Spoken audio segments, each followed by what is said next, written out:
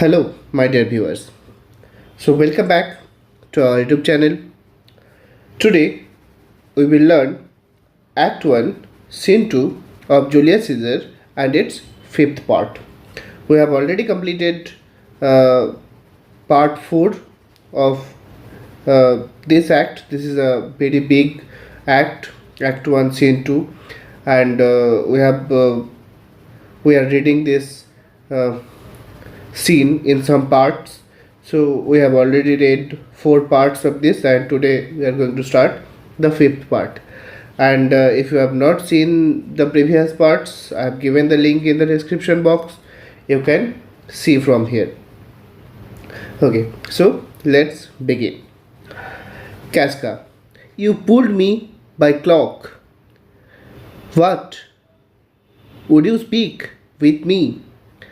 So in the last part, we read that Julius Caesar was returning from the feast of Lupercal. Along with him, his the whole procession was following. His friend Mark Antony was there. His wife Calpurnia was there, and Julius Caesar was looking very sad, and the other people in the procession were looking like they were scolded. Their faces were pale.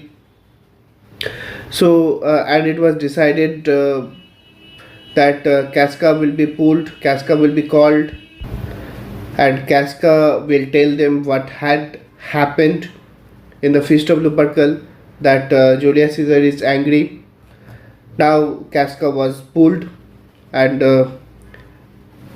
as he was pulled, so now he is saying, "You pulled me by my dress. Would you want to speak with me?" Brutus. Aye, Casca, tell us what hath chanced today that Caesar looks so sad. Brutus is saying, Yes, I have some saying with you. I pulled you by the sleeves. I want to talk to you. Dear Casca, tell us what had happened today that Caesar is looking so sad. Here, chanced means happened. Caesar is returning from the feast of Lupercal, and we read that everyone in the procession is looking very sad. That is why Brutus asked Casca that what's the reason that everybody is looking so sad? What happened there? Casca. Why? You were with him? Were you not? Casca is saying. Why, Brutus? Why you are asking me? Were you not with him? Brutus. I should not then ask Casca what had chanced. Brutus is replying, Casca, why should I ask you? If I would have been there, I would certainly not ask you what had happened in the Feast of Lupercal. I do not know what happened there. That's the reason I called you. That's the reason I want to know from you. Casca. Why? There was a crown offered him, and being offered him, he put it by with the back of his hand. Thus, then the people fell a shouting. Why? There was a crown offered him. Why? Don't you know that in the procession, in the Feast of Lupercal, a crown was offered to Julius Caesar, and being offered him, whenever it was offered to him, he put it by. He rejected. He did not accept it. And he rejected by the back of his hand. And every time he rejected the crown, the people, all the people in the procession, they shouted, they cheered by the name of Caesar. Caesar, Caesar, they shouted. They called out, they cheered by the name of Julius Caesar. Brutus. What was the second noise for? So Brutus is saying, Oh, I see. But there was a second noise, and I heard that. What was that second noise for? What was the reason that the people started shouting once again for the second time? Casca. Why? For that too. Why? The reason was same. Casca is saying the reason was same. Cassius. They shouted thrice. What was the last cry for? Cassius. Oh, so Caesar declined the first time and the second time. But I heard there was a third noise. But what was the reason of this third noise? Why did people shout for thrice? Casca. I, Mary, wasn't, and he put it by thrice, every time gentler than other, and at every putting by, mine honest neighbors shouted. So Casca is saying the reason was the same for the third time as well, and every time he was declining, he was rejecting the offer, he was not taking the crown, the gentle crowd, all the people in the procession, they shouted. And actually the tone of Julius Caesar was getting more and more polite. Every time he was rejecting, his tone became more polite. First time he rejected with a very polite tone. Second time also he rejected with a very polite tone. And third time also he rejected, and that too in very, very polite tone. Cassius. Who offered him the crown? Now Cassius is asking, oh, I see. But who was offering him the crown? Who was that? Who was giving him the crown? Casca. Why? Antony. So Casca replied, why? His dear friend Mark Antony was offering him the crown. Brutus. Tell us the manner of it, gentle Casca. Now Brutus said, so tell us the whole matter. Tell us how everything has happened there. Tell us the complete procession, how Julius Caesar was offered the crown and how he rejected to take the crown. Casca. I can as well be hanged as tell the manner of it. Casca actually did not like all the things that happened in the scenario. So he is beginning the procession, he is beginning to say that I would like to be hanged than to tell you the incident in the place.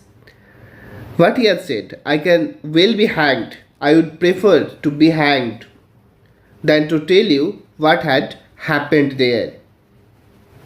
It was a mere foolery. Everything that was going on there was foolish works. I did not mark it. I did not pay attention towards it. I saw Mark Antony offer him a crown. Yet it was not a crown, neither it was one of these coronets. And as I told you, he put it by once. Actually, I saw that Mark Antony was offering him a crown. But actually it was not a crown. It was a coronet. It was a structure made of flower. So when he was given the crown, when he was given the coronet, he put it by. He rejected. He did not take it. But for all that, to my thinking, he would fain have had it. But actually, to my knowledge, I realized that he actually wanted to take this crown. He wanted to accept this crown. But although he rejected, then he offered it to him again. Then he put it by again. But to my thinking, he was very loath to lay his finger off it. So he was offered the same crown for the second time, and second time also he rejected. But I clearly understood that his mind was not wishing to decline the crown. He actually wanted to take it. He wanted to take it badly. His mind never allowed him to reject the crown. But he rejected, he did not take it. And then he offered it the third time. He put it the third time by, and still, as he refused, in the rabblement hooted and clapped their chopped hands in their throw up, their sweaty nightcaps, and uttered such a deal of stinking breath because Caesar refused the crown, that it had almost choked Caesar. And he was offered the crown for the third time as well. And third time also he rejected. He rejected the crown for the third time as well. And whenever he rejected, the uneducated people, the uncultured people in the possession, the laborers in the possession, they chopped, means their chopped hands, they were clapping with their chopped hands. Here chopped hand means hands of the laborers. So they were clapping by their hands. They were throwing up their sweaty caps. Their caps were full of, means actually the smell of sweat was coming from their cap, and they were throwing the cap. They were working people, so a bad smell was coming in their breath. That is why Casca is saying that the way the common people were shouting, a bad smelly air came out from their mouth, and it was so much suffocating that Caesar fainted. Caesar was choked. For he swooned and fell down at it, and when it got choked by the bad smell of the air, he fell down.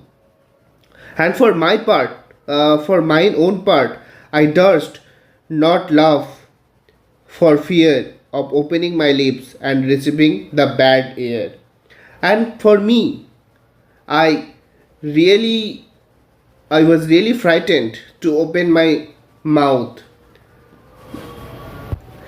I frightened to open my mouth because I had the fear if I open my mouth, I will suffer from the same problem as Caesar is suffering. I will also get choked, I will also fall down.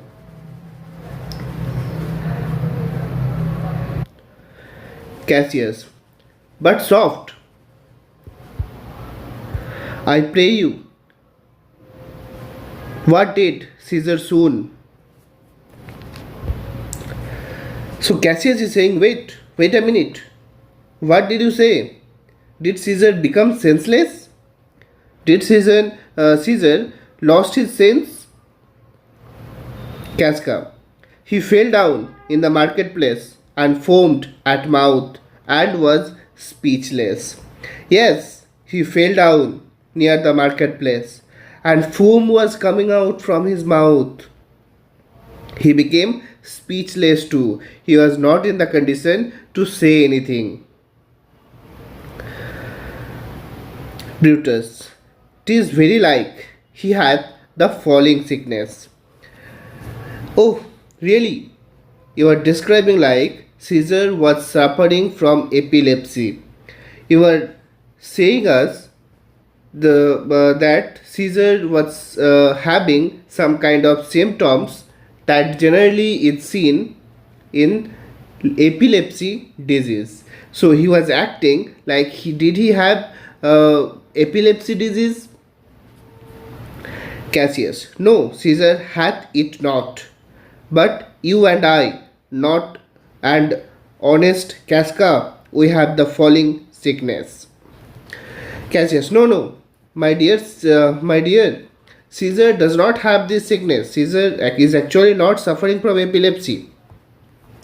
But we, here we means You, I, and my dear Casca, we are having falling sickness. We would have fall into the marketplace. We would have suffered from epilepsy if we would have been in the marketplace near the rabblement. Casca, I know not what you mean by that, but I am sure Caesar fell down.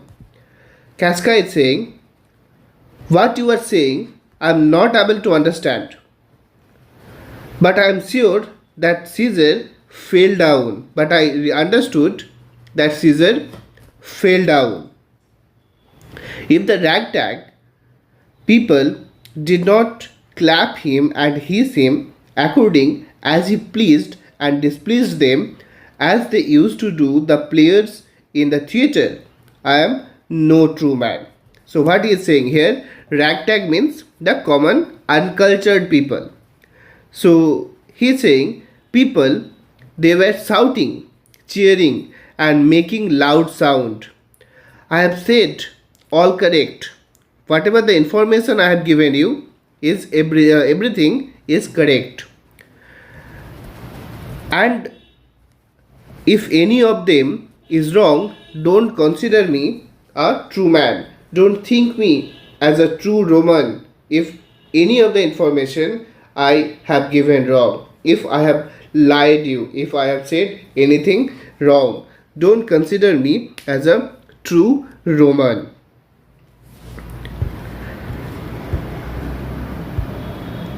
Brutus. What said he when he came into himself? Okay, so he fell down, he was senseless. Now tell us what he said when he came into sense. Casca. Mary, before he fell down, when he perceived the common herd was glad he refused the crown, he plucked me up his doublet and offered him this throat to cut. Indeed, right before he fell down, he observed that the people became glad when he refused the crown. He realized that people are happy not to make him king. So, what he did, he opened his jacket. So, he opened his here doublet means jacket and offered to cut his throat. Because he realized that the people do not want him as their king. And I had been a man of any occupation if I would not have taken him at a word.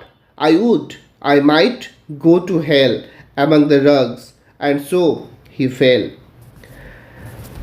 If I had this skill, means if I would know how to cut throat, I would have taken his words, I would have accepted his words, I would have cut his throat, I would have killed him and go to the hell with the rugs. Here rugs means uncultured and unprincipled people. I would go to the hell with the uncultured people after killing Julius Caesar.